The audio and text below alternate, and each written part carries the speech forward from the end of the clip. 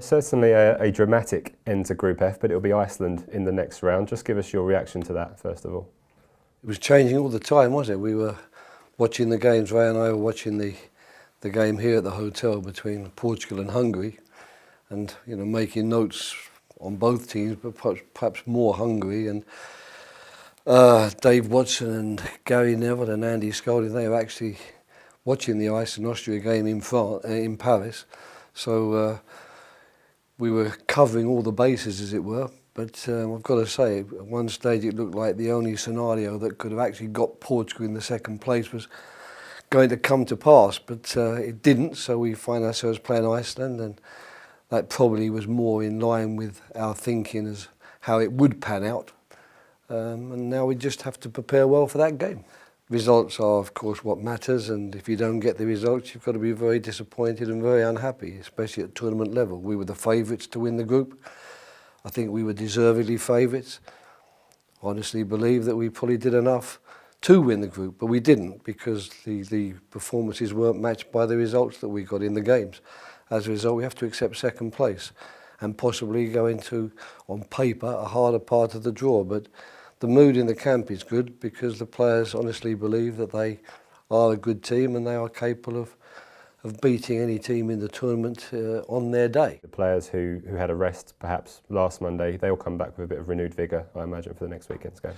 Yeah, with the fullbacks, it was more a case really of following what they do in their club sides. Walker and Rose don't very often play 3 matches in a row within a week. In fact, they don't often play.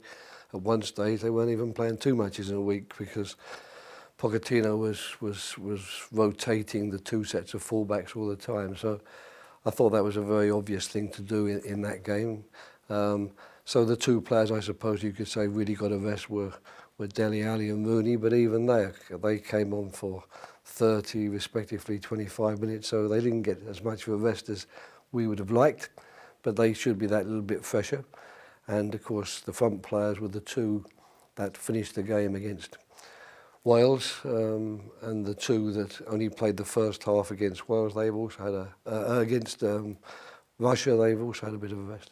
You mentioned Wayne Rooney there. Just a word for him. There's a potential record on the cards for him in this tournament, in that he could equal David Beckham's outfield cap record in the next game. Just give us your thoughts on that and his achievement in doing that. Yeah, it's a fantastic achievement. I'm really pleased to see Wayne getting so much credit.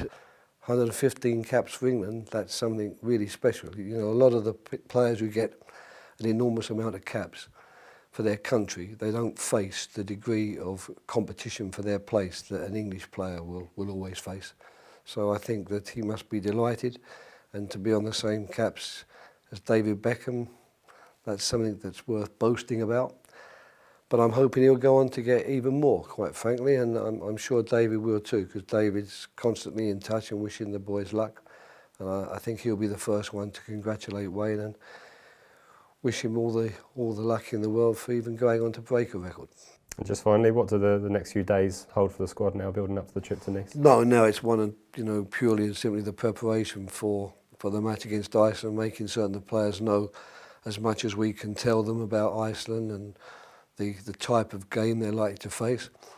I fear it won't differ enormously from our group games, because Iceland aren't an expansive team. Their success has been built on a very solid defensive organisation and an incredibly hard work ethic. I know the coach, Lars Lagerbäck, very well. He's always prepared his teams extremely well in that way.